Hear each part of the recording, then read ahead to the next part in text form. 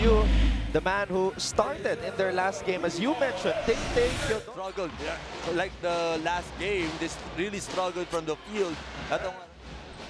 Mendoza hands it off. De La Virgen knocks it down from Shot block violation against the Chiefs.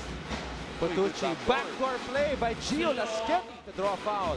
Linabas ang bola kay Gio Laschetti. Tay-Tay for three. Tay-Tay. Viloria nakatao sa kanya.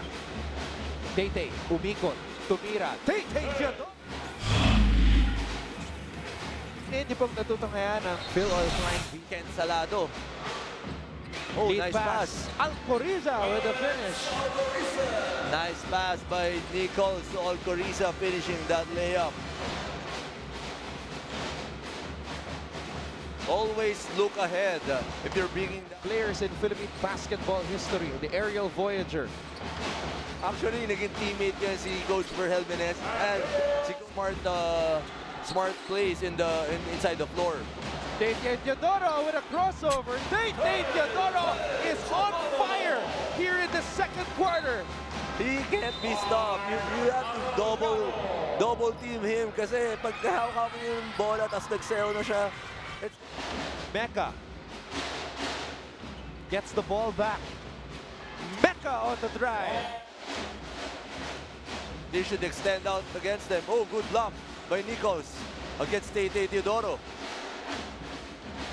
That should be good for the confidence. Who's gonna help him to bring down the basketball or to run this team?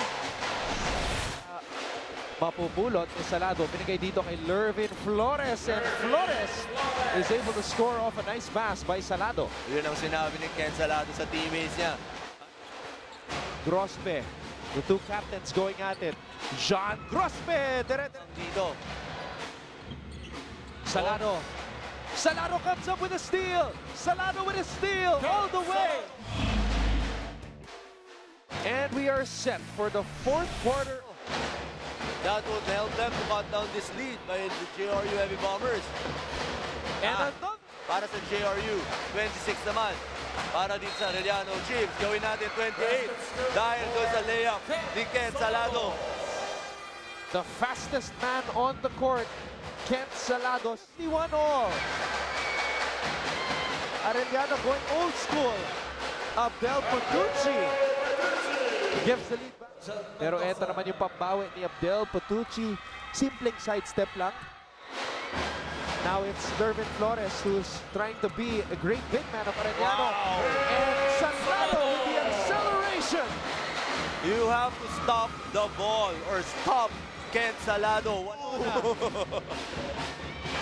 Teodoro! Ayan ang Flores with the rebound. Stop the ball. Salado umatake. Binigay dito sa loob. Brian Mecca with a basket off of an assist from Ken Salado, assist number 7. At humihingi pa ng foul. Oh, ang dami niyang dinaanan doon. What a play. What a player. Ken Salado. Sa bola. Teodoro has the basketball. Grospe picks it up. Mendoza for the tie. Oh! Are you kidding me? Mendoza ties the game for the Heavy Bombers. I told you. I told you. There's a history of overtime games between these two teams. By Mendoza. Jonathan Mendoza with a Hail Mary to send this game to overtime. The first overtime dito sa season 93 ng NCAA, and he is loving.